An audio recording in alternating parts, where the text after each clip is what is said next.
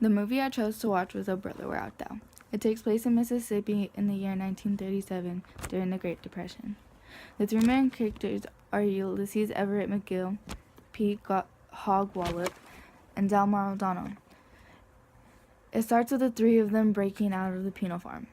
Everett told them there was a cabin with $1.2 million worth of treasure in it, and if they didn't break out and get it in time, the whole town would be flooded and the treasure would be lost. On the way, they met Tommy Johnson, a young African-American man who had just sold his soul to the devil to be a good guitarist. Together, the four of them formed the Soggy Bottom Boys to make money. They became an instant sensation. The police found out where they were hiding, but they managed to get away. On the way, they met a bank robber named George Nelson, who was on the run. The four of them robbed a bank together. Afterwards, Pete, Delmar, and Everett traveled on.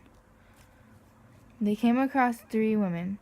Everett and Delmar had woken up to find Pete was missing. Only a toad was left in his clothing, and Delmar thought that was Pete. Delmar brought the toad into a restaurant with Everett where they met Big Dan. He took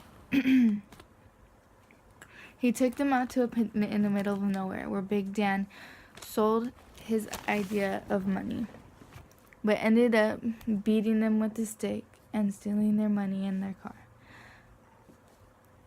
It turned out those girls before actually turned Pete into the police for the reward. They whipped the information out of Pete of where the cabin was, and he was sent back to where he started. Everett and Delmar kept traveling. They came across the town where Everett saw his kids, his six daughters, and his ex-wife, who was going to marry another man. His ex-wife's fiance then beat Everett up. Delmar and Everett broke Pete out of jail. Everett finally tells him there is no treasure. He needed to break them out because he needed them to break out with him because they were shackled together. He needed to stop his wife from marrying another man. Afterwards, the three stumbled across a Ku Klux Klan meeting with a giant cross ablaze.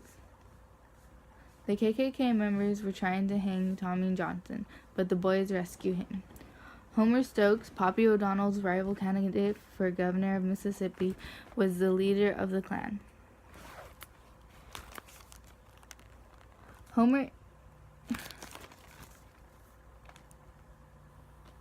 After saving Tommy Johnson, the boys went to crash Everett's ex-wife's wedding, which worked in the end once the Soggy Bottom Boys started performing and she found out Everett was a part of it.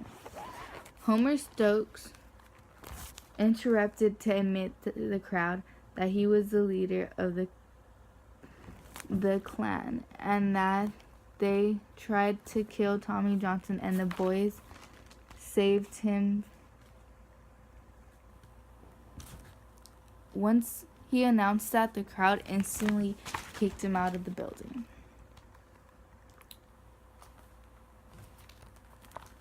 Poppy O'Donnell used the Soggy Bottom Boys for his campaign. He also pardoned them. Afterwards, the only way his wife would take him back is if he got her ring from the cabin out of the roll-top desk. So the Soggy Bottom Boys went to the cabin. There the police were waiting for them with nooses hung from a tree and graves dug already.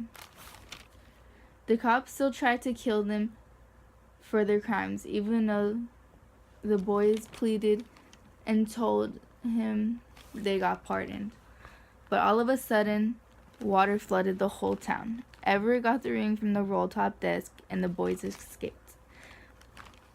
But it wasn't the right ring, and his wife said the only way she'd take him back is if he went back to the cabin to get the ring. Then the movie ended.